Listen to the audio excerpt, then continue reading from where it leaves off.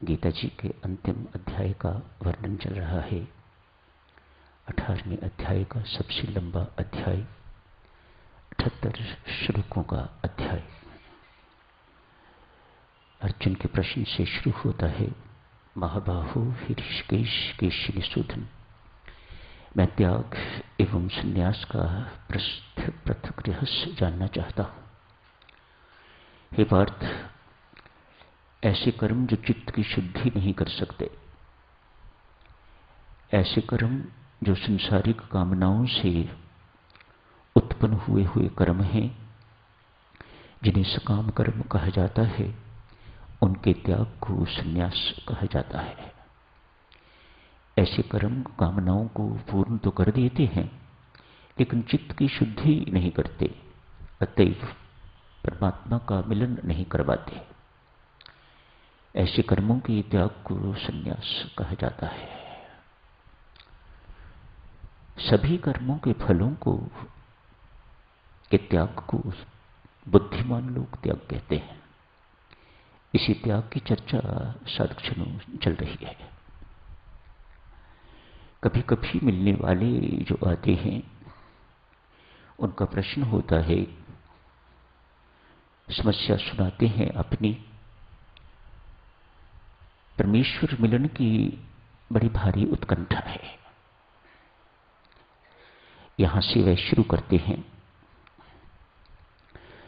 लेकिन परमात्मा का मिलन हो नहीं रहा। मेरी सहायता कीजिए।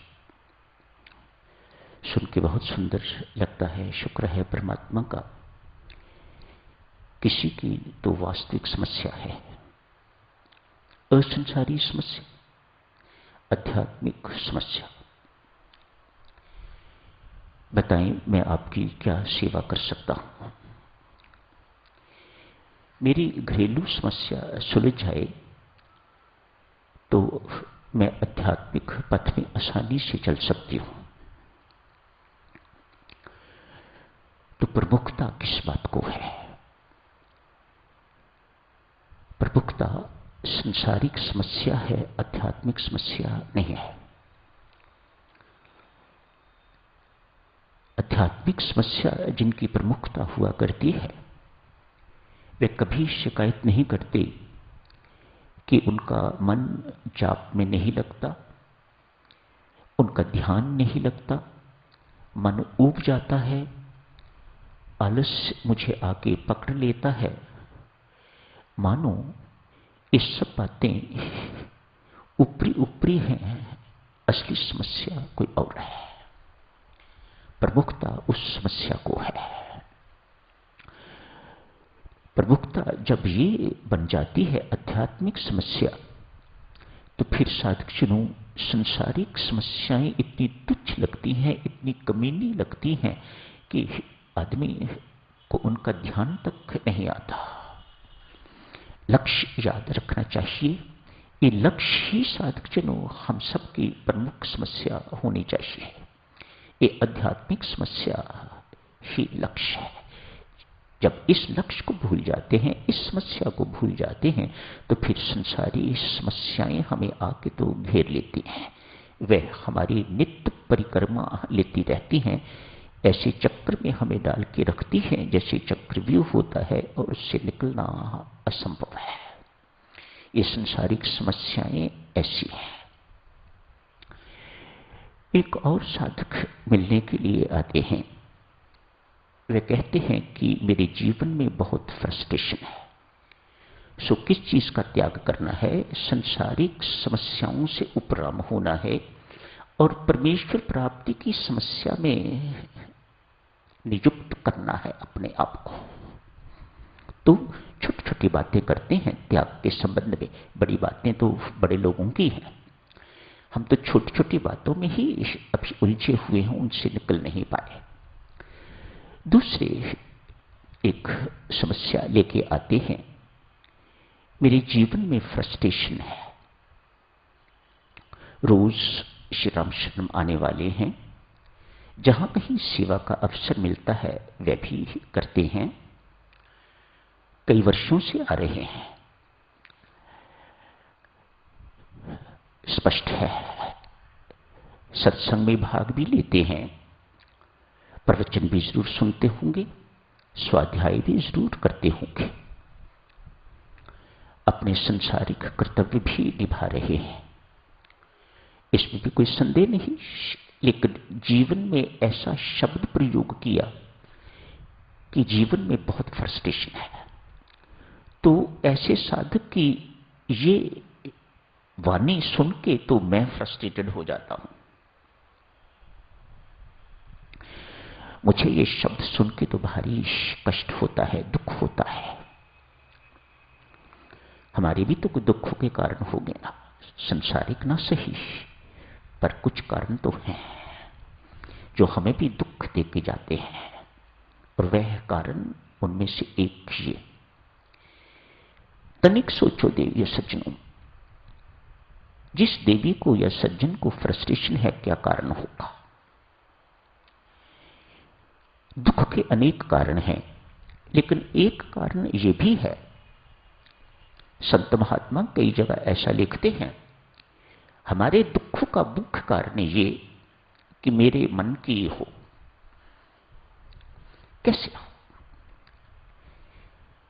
आपका ये जो धारणा है मेरे मन की हो, यहीं से गलती का आरंभ होता है।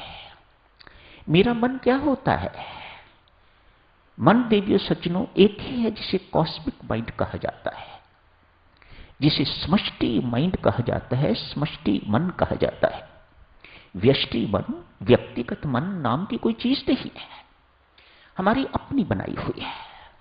तो ये प्रश्न ही आपका अच्छा नहीं, ये धारणा ही अच्छी नहीं कि मेरे मन की हो। एक नवविवाहिता आई है, घर में जेठानी पहले बैठी है, ये देवरानी है। 1 सप्ताह हो गए हैं, देवरानी ने किचन का काम थोड़ा बहुत संभाल लिया है। जेठानी काम नहीं करने देती, सास भी काम नहीं करने देती, मानो अच्छा परिवार है सो फार। देवरानी आ गई है, आपकी तो रविवार का दिन है, सफेद चने बनाने को तैयारी कर रही है। जेठानी आती है ना, यहां ऐसा रिवाज नहीं है यहां रविवार को सफेद चने नहीं बनते, राजमा बनते हैं। अतएव ये न बना के तो तू राजमा के लिए तैयारी कर। देवरानी कहती है, नहीं दीदी, हमारे यहां तो सफेद चने ही रविवार को बनते हैं। यदि देवरानी या जेठानी दोनों में से एक मान जाती है तो चूल्हा एक रहेगा, नहीं तो चूल्हे दो हो जाएंगे। दुख का कारण क्या है? मेरे मन की हो। ये एक बड़ी तुच्छ सी उदाहरण आपकी सेवा में रखी है। ऐसी उदाहरणें अनंत है, जहां हर कोई चाहता है, पति चाहता है कि मेरे मन की हो, पत्नी चाहती है कि मेरे मन की हो। आजकल सब ऐसा है। तो फिर दोनों कचहरी में मिलते हैं, घर में कम, कचहरी में अधिक मिलते हैं। क्यों? कारण क्या है? मेरे मन की हो। इस बात का त्याग साधक्षणों त्याग कहता है। जहां मेरापन आ जाता है, मेरा मन आ गया, वही समस्या शुरू हो जाती है।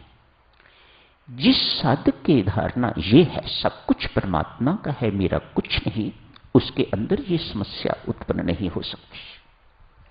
जिसके अंदर ये धारणा हो जाती है सब कुछ परमात्मा है, मैं कुछ नहीं हूं, उसके अंदर भी ये समस्या नहीं होगी।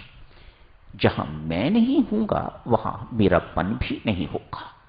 ये मैं और मेरापन भी काल्पनिक है, और ये काल्पनिक इतना दुखदायी है साधक चलो कि समस्त दुखों का मूल जड़ मैं और मेरापन कहा जाता है। मन में भी मेरा जुड़ा तो दुख शुरू हो गए, दुखों की श्रृंखला शुरू हो गई।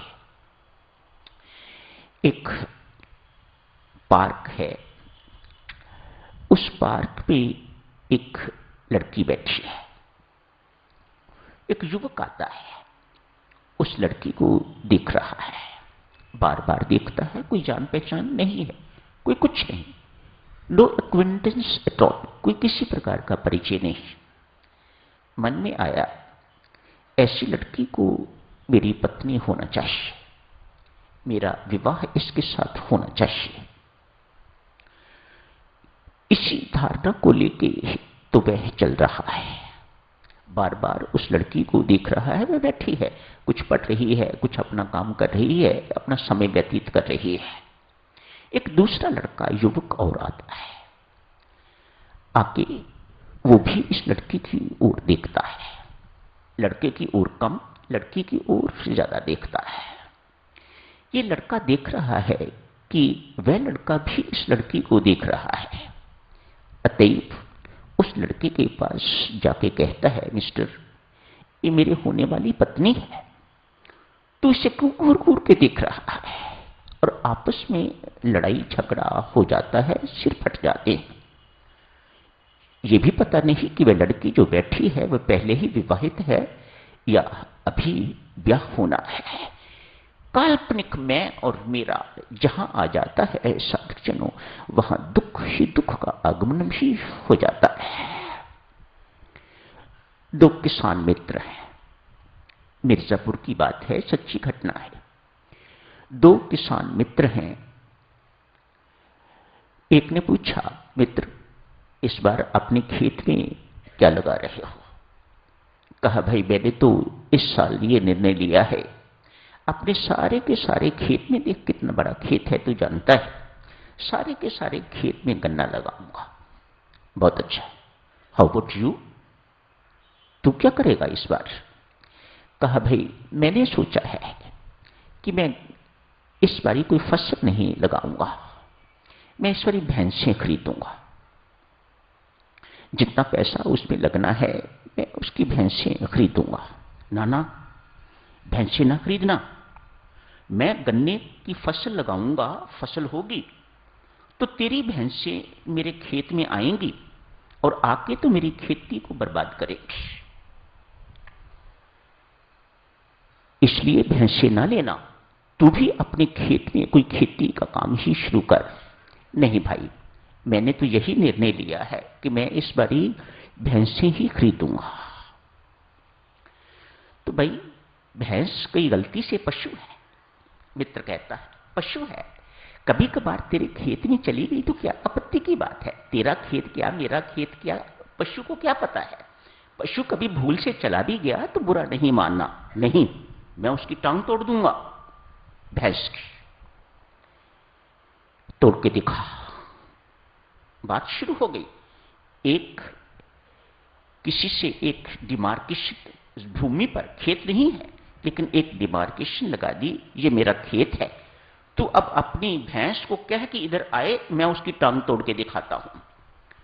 तो एक खेत की बाउंड्री सी बना दी जमीन पर, तो भैंस उधर से आई, इसने लाठी लेके तो भूमि पर मारी। पहली लाठी तो भूमि पर, दूसरी लाठी मित्र पर, उधर से मित्र की भी लाठी तैयार, दोनों का खून बहने लगा और दोनों के दोनों थाने पहुंच गए। ना खेत में गन्ना उगा है और ना ही किसी ने भूमि खरीदी है। ये मैं और मेरापन काल्पनिक कितना नुकसान कर देता है व्यक्ति का। न जाने दिन में कितनी बार हमारे जीवन में ये समस्या मैं और मेरे की आती है, बनी हुई है। आगे बढ़ते हैं साधकजनों, समय तो हो गया है पर आज शनिवार का दिन है, थोड़ा आगे बढ़ते हैं। एक राजा है, छोटे थे, अपनी शासकीय योग्यताओं से इस वक्त सम्राट बन गए। मन में विचार आया, जीवन में एक कमी है, मुझे समृद्ध सम्राट बनने के लिए ये मान्यता है कि उस सम्राट को आध्यात्मिक जगत से भी जुड़े होना चाहिए। अतएव किसी संत महात्मा की शरण में मुझे जाना चाहिए। गुरु महाराज की संत महात्मा की खोज शुरू हो गई, जिनके साथ जुड़ने से मेरा सम्मान, मेरा मान सम्मान दुगना चौगुना अनंत गुना हो जाएगा।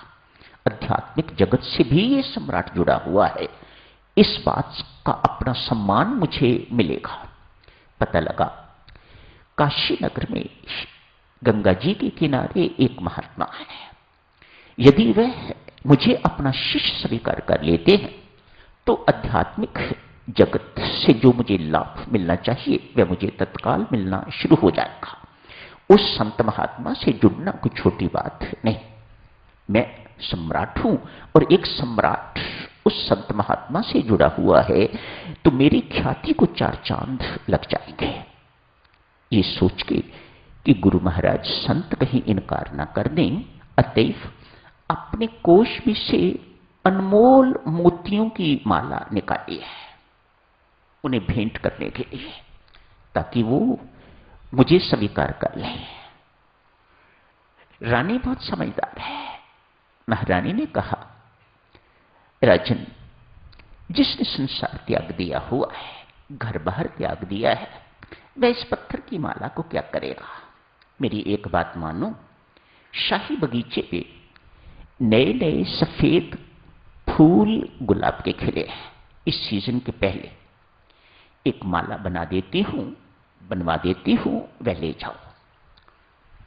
दोनों माला को पकड़ के सम्राट संत के चरणों में पहुंच गए। मोतियों की माला, हीरों की माला गले में डालने की कोशिश की, ऐसे करके एक को गोदी में रखा, दूसरी माला गले में डालने की कोशिश की तो संत महात्मा ने कहा, गिरा दो।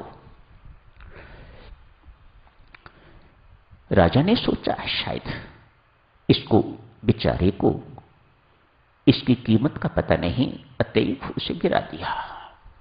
दूसरी फूलों की माला थी, अब वो गले में डालने की कोशिश की तो उसके लिए भी कहा, ये भी गिरा दो। ये भी गिरा दी। राजा को लगा इसकी आंखें तो ठीक हैं, तो पास होके तो आंखों को देखा तो आंखों की चमक देखी ना जा सकी, ओजस्वी तेजस्वी चेहरा देखा ना जा सका, मानो ठीक ठाक है। तो पांव पकड़ के इस चरणों में अपने मस्तक को रख दिया, कहा इसे भी गिरा दो। संत महात्मा ने कहा इसे भी गिरा दो। तो तो सम्राट पूछता है, महाराज एक माला गिराई, दूसरी माला गिराई, अब मेरे हाथ खाली हैं, अब क्या गिराओ? कहा, माला को त्याग देना कोई बहुत बड़ी बात नहीं है, धन को त्याग देना कोई बहुत बड़ी बात नहीं है, ये फूल माला इत्यादि संसारिक चीजों को त्याग देना कोई बहुत बड़ी त्याग की बात नहीं है। तेरे मन में जो गर्व भरा हुआ है उसका त्याग कर। जो अभिमान भरा पड़ा है कि मैं उत्कृष्ट हूं, उत्कृष्टता का अभिमान, जो इन चीजों के साथ तेरा लगाव है, तेरा मोह है, तेरी आसक्ति है, उन चीजों का त्याग कर। तेरा हृदय अंदर इन चीजों से भरा पड़ा है तो धन के त्याग से क्या होगा? परमात्मा के चरणों की समीपता तुम्हें लाभ नहीं होगी। परमात्मा के चरणों की समीपता राजन तब मिलती है जब तू अपने आप को मिटाएगा। तू बचा रहेगा तो परमात्मा के चरण उतने ही दूर रहेंगे, तू मिट गया तो परमात्मा के चरण उतने ही तेरे समीप हो जाएंगे। भक्तजनों, जो शिष्य, जो साधक अपने आप को मिटाता है, बनाने वाला उसे इतना बड़ा बना देता है कि वह कभी मिट नहीं सकता। ये वास्तविक त्याग है, अहम का त्याग। उस दिन के बाद प्रजा, मंत्रियों इत्यादियों के कहने के बावजूद भी राजा लौट के घर नहीं गया। जो कुछ पाना था पा लिया, जो कुछ जानना था जान लिया। जब अपने आप को ही गिरा दिया, जब अपने आप को ही मिटा दिया, तो वापस जाने वाला कोई शेष नहीं रहा। शुभकामनाएं साधक जनों, मंगल कामनाएं यहीं समाप्त करने की इजाजत दीजिएगा। धन्यवाद। कृष्णा कृष्णा हरे हरे, हरे रामा रामा रामा हरे हरे। हरे कृष्णा कृष्णा कृष्णा हरे हरे,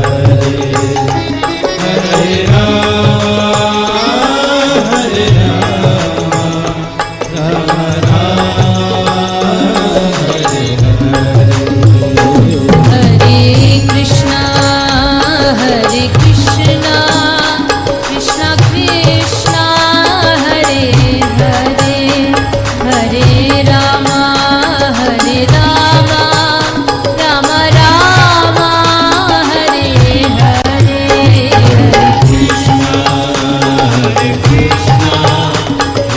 Krishna Hare